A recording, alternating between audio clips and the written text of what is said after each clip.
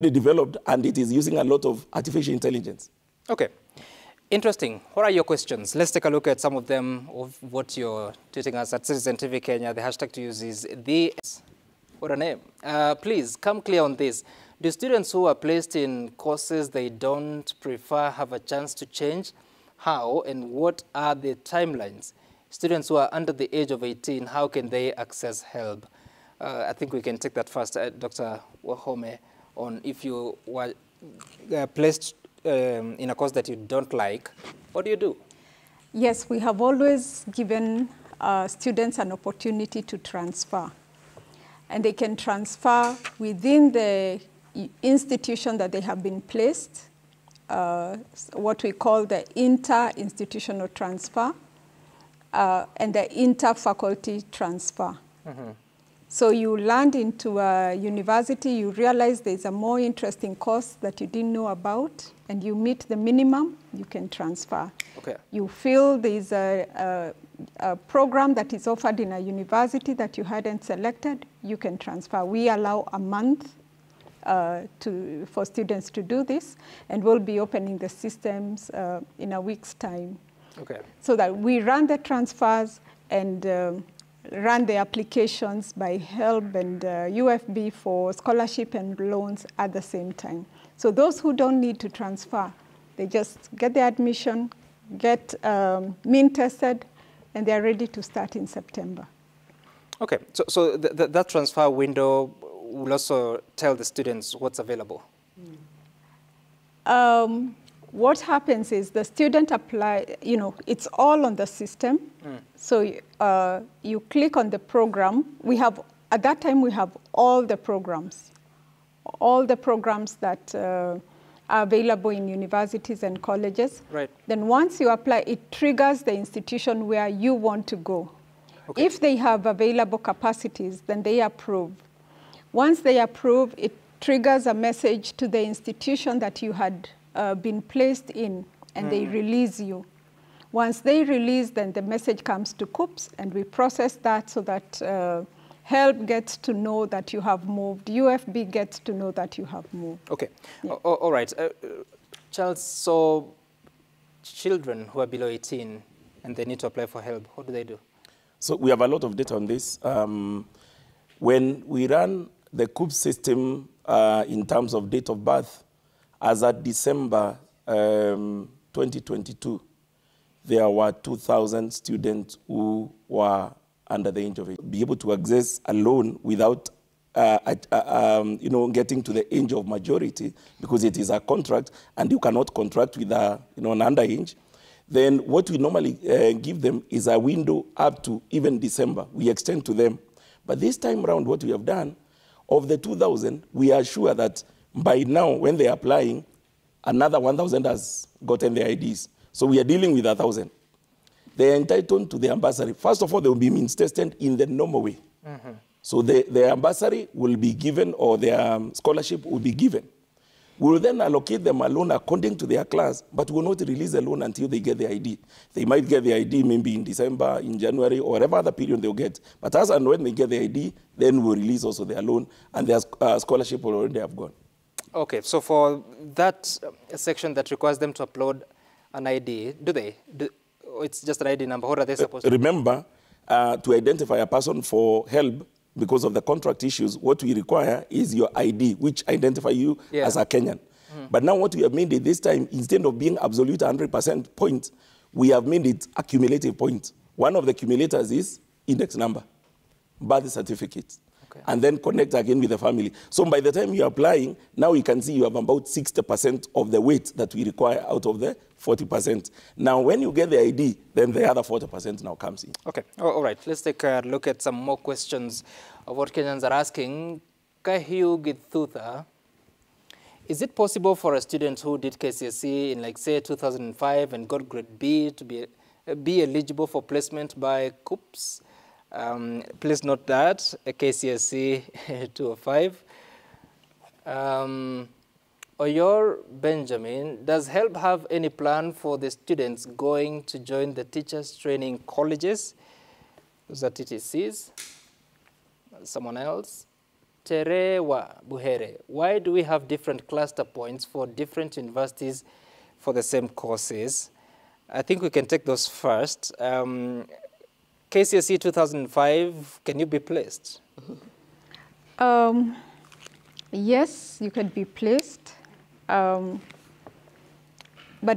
when we are placing for degree, currently we are placing for the 2022 class. So 2005, what they have is the option for the TVET programs. But we will be, the head of state will be awarding charter to the Open University of Kenya. That is an opportunity where all the people who have wanted to do degree programs, for some reason they never got into the program, they will have an opportunity to study, online. So for Open University, when we advertise the programs, we will be going as back as,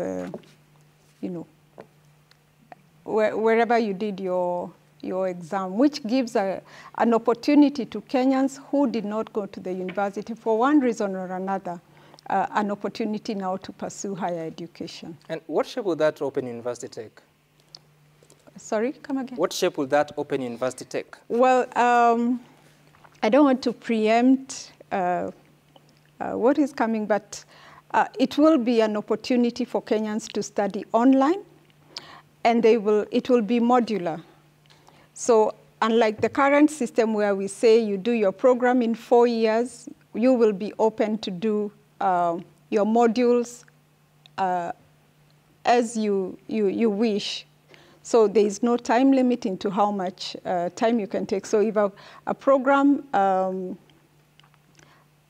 is designed to take a total of how many? Do you remember? 18 units. Let me give an example of 18 units. So you can do this unit one by one. We know currently you're supposed to do 4 to 5 units in a university at any one time. So this you can take one. You can drop out if you feel you have an assignment in life that will not allow you to continue. So you can jump in, jump out. It's that open. And then, like I said... you graduate with what? You will we have currently 6 programs, graduate programs, degree programs, and we have 2 undergrad programs. So then the academic programs? They are academic programs, all accredited by the Commission for University Education. Okay.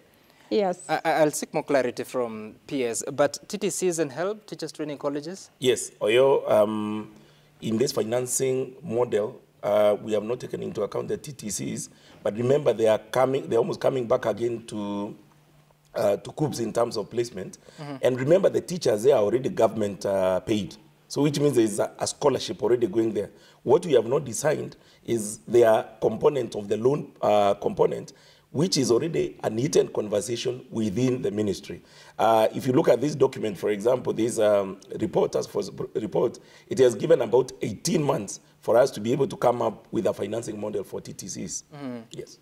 Okay, I'll get to the two of you, but first let's take a look at some more questions that are coming this evening at Citizen TV Kenya. Jua Yusuf, you're saying that kindly ask Dr. Wahome to clarify why currently Diploma in Clinical Medicine is missing in the KUPS portal for the ongoing KMTC application.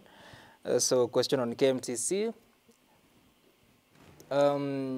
Ize Juma, kindly ask if one can apply for the ongoing KMTC if he or she has already been placed in a degree program he or she doesn't like. So switching from degree to KMTC. Asks your HELB if someone who already benefited from HELB and the course he took wasn't of help, he decided to take another course, can he benefit from HELB again? Another time. ECE Kenya. Wow, the handles this evening. The truth is that many students have limited access to career guidance, both in schools and outside here. KUPS official needs to deliver real partnership with other non-state actors in education to provide capacity and information on responsive career guidance for learners. That's a comment, not a question. So tell me about KMTCs and whether one can transfer from a degree to a KMTC, a degree program that they don't like.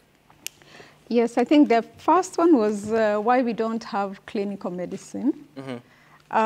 We have just partnered with KMTC for the first time, and we published what they declared. So this is what they declared for the September class. I know they will have another class going in March. So we will continue publishing the programs as they declare them. Remember, these are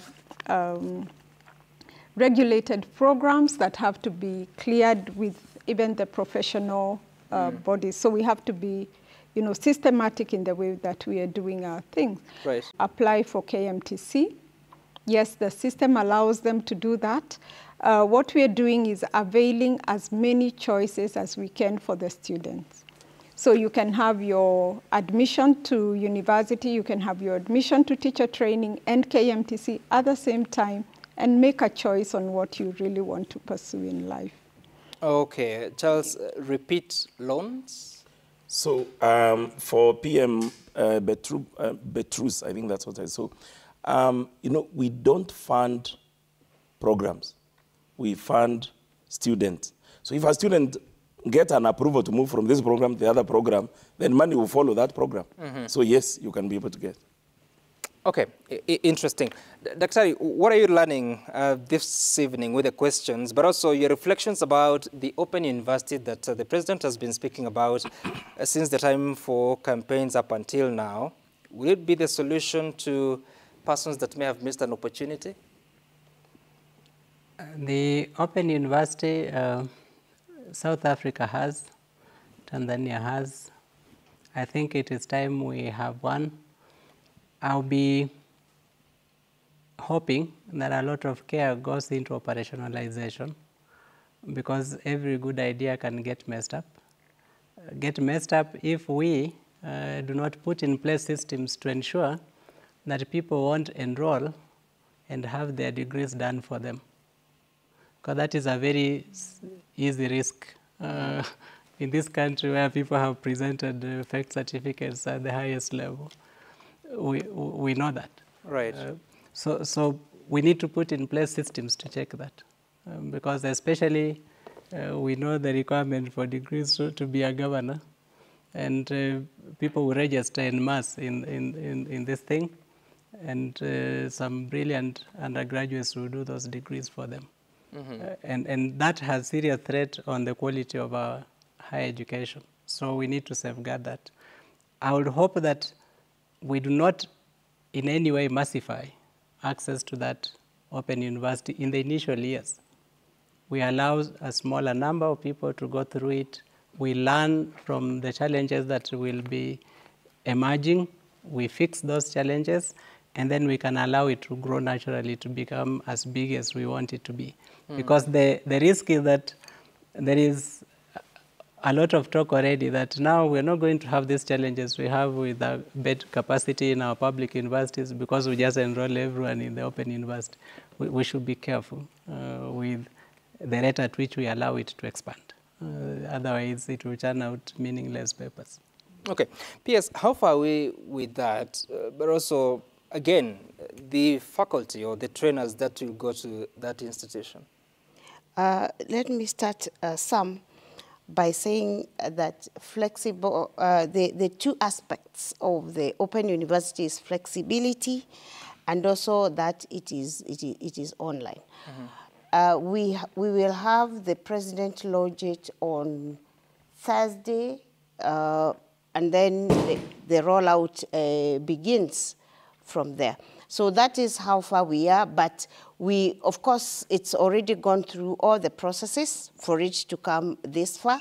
The units to be taught, the programs to be taught are already in place, and we are now, after Thursday, we are going to roll out applications so that people can come in. Let me also comment a little bit about what Daktari has said about the being careful about the fake degrees that might come out of this situation. And some, I must say, that the Open University is not just open like the word is saying.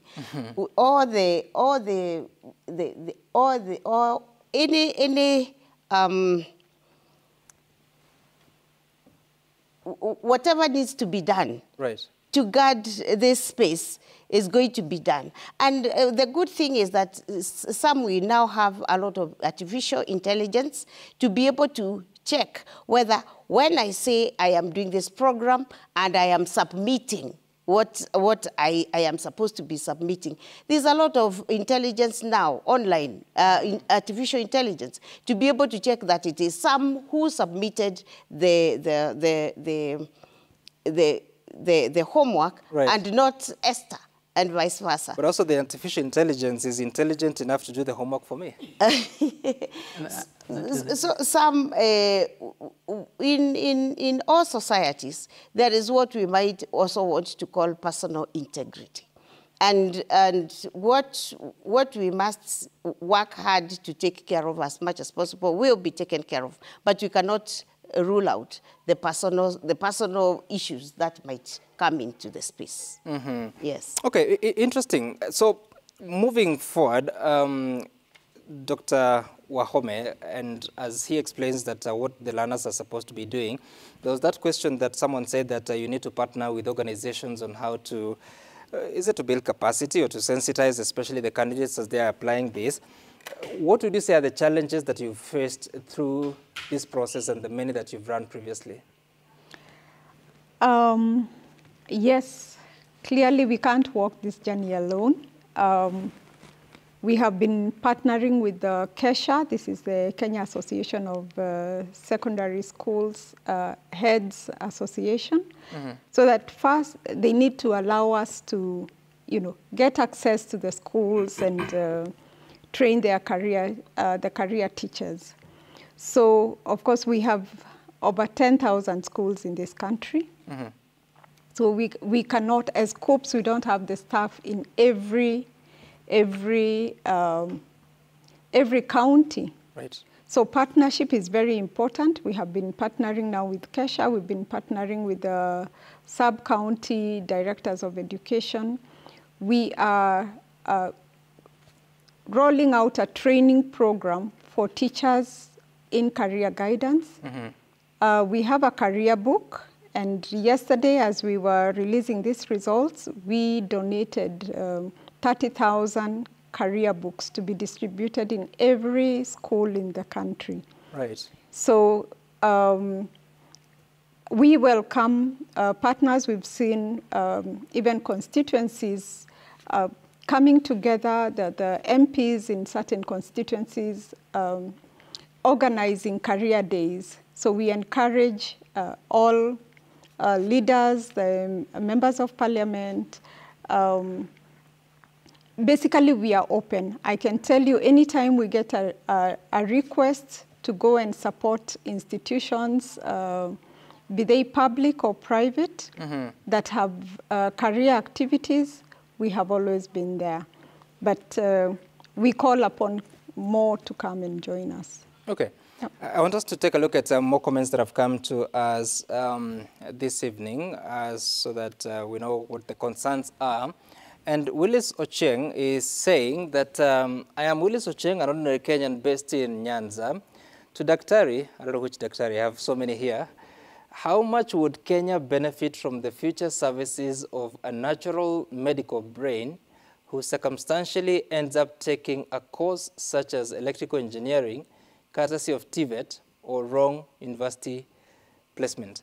I think he's talking about what happens when you're placed at a place that you feel this is not your called to do. It's a bit off what you should be doing with your life. Yet you're sort of condemned because whatever has been decided has been decided. Never mind that you said there are certain opportunities for transfer. What do you have to say about that? Yes.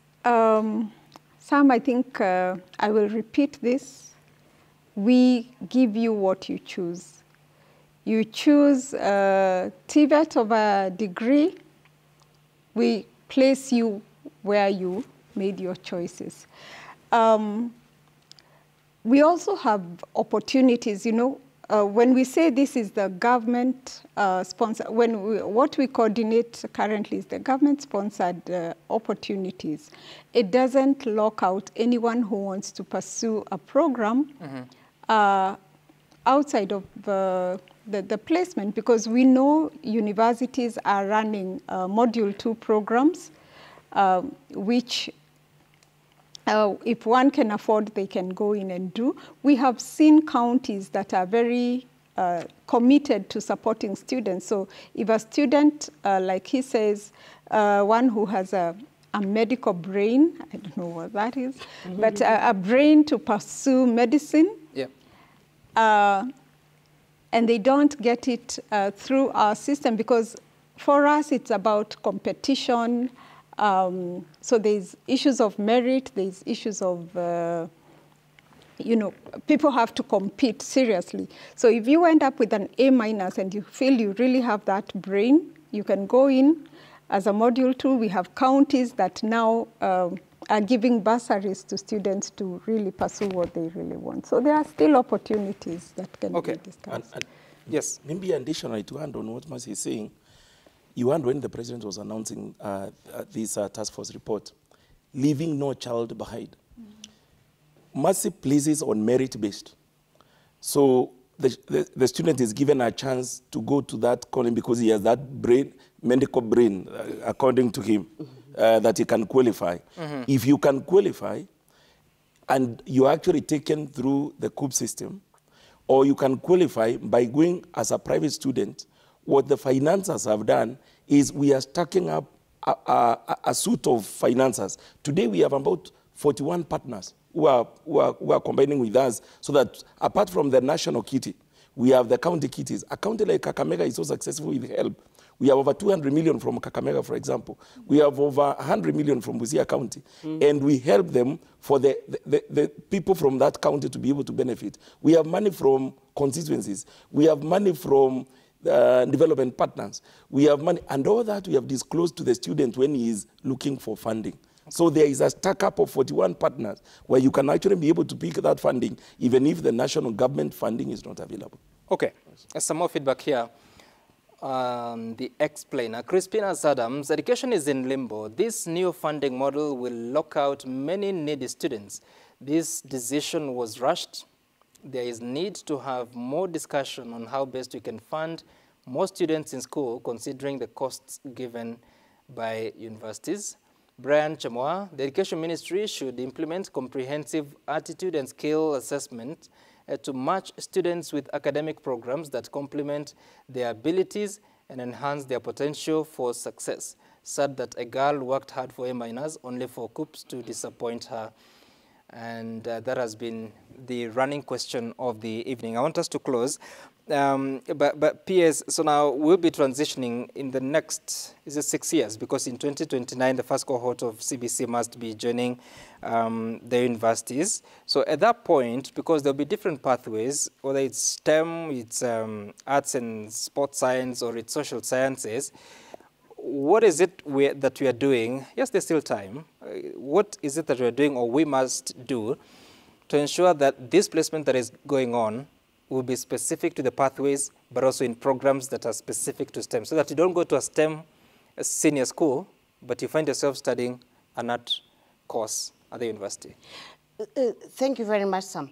We are putting in place all these categories to which our students can go to. And as a government, we are ensuring that as much as possible, some is being done and will be done to ensure that this categorization is made clear to our students, and also as much as possible, working with the many working partners that Dr. Ringera has talked about will be availed so as to provide the different pathways to which the students, the trainees can fall into at the correct time. like the president said, you hear the biggest 30% of funding is going into education, because we realize as a citizenry how important education is to us. So both as a government, together with our working partners, we are doing everything possible to ensure that the different pathways that our students and our learners will fit into will be put in place, are being put in place, so that everybody ends up into the pathway as much as possible. We are not talking about 100%. As much as possible, we will be able to transit into the pathways that befit them. Finally, Dr. Manyasa, so we know that we don't have a lot of science courses available at the universities. Our senior schools will be 60% STEM. So what is it that we need to do to ensure that that transition, whether it's to TVET or to universities, will be matched 60%?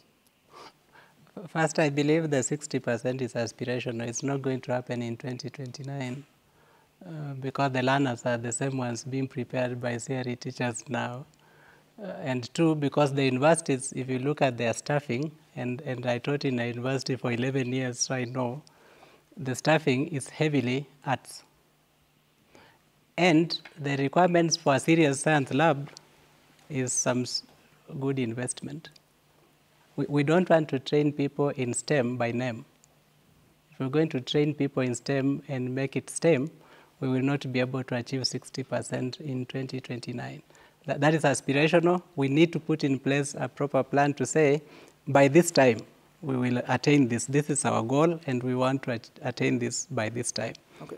Why? Because many of the things we have done so far from the early years have not laid foundation for these children to be in STEM. So we can't be there in 2029. But importantly, the one thing that I feel we need to speak about is the game that universities have played for a very long time. When universities tell you, we have spaces for 50 medical students, but after KUPS has given them 50, they recruit another 100 from Module 2. Where do those spaces come from for the other 100? Are we closing out universities for those who can pay? That's an important question to ask, because the same university tells KUPS we have 50 spaces, and then they admit 100 Module 2. And those Module 2 are not trained elsewhere. They are trained using the same university facilities and the same professors. Where do those 100 spaces suddenly come from? Well, we need to discuss that. I think it's a question that we can seek answers for. Charles? Yes. I just want to respond directly to what Manyasa has raised. When the president was starting this funding model, we identified what are the problems. One of the problems is that universities were taking shortcuts. Today, universities are indebted to the tune of 60.6 billion Kenya shillings, public universities, as unpaid bills. Some of the unpaid bills is lecturers have not been paid. So what universities did for them to be able to take this shortcut was to go and say, if I can take government, which is paying per student, remember we are coming from that model of 80-20, where 20 was coming from the household or help, and 80 was supposed to come from government, but government has never been able to meet 80. The best they ever did was 66%. In fact, and we continued with the same spirit, this year, government would have given universities 35%. To some extent, some private universities would have actually gotten 19,000 to educate a university student for 1 year, surely. That is not tenable. And therefore, universities did a shortcut and saying, I will give government this a number of positions, then the other positions, I give the ones who can pay. And that is where, just like Manyasa is saying, that we realize this is not going to work. And one of the key things that this model was then looking at is give universities the full school fees. Okay. If a university is charging medicine like the one we saw there, 720,000, 720,000 must be paid. So then they must declare all the positions to placement board, because all the money is going to be paid to the universities. So there are no stories of extra capacities to be declared beyond this? No. because now you're getting the money that you would have gotten from a private student. All right. Allow me to end it at that and to thank you all. Dr. Esther Amoria, the Principal Secretary at TVET, One Charles Rungera, the Chief Executive Officer at HELB, Dr. Agnes Mercy Wahome from COOPS, and Dr. Emmanuel Manyasa from the Usawa Agenda. Thank you for making time for us to have this conversation. Send your questions on Twitter and so many other platforms. The hashtag is TheExplainer. We'll be sure to continue looking at them and generate stories of what would be answering some of those questions. This has been The Explainer. My name is Sam Gituku. See you some other time. Bye for now.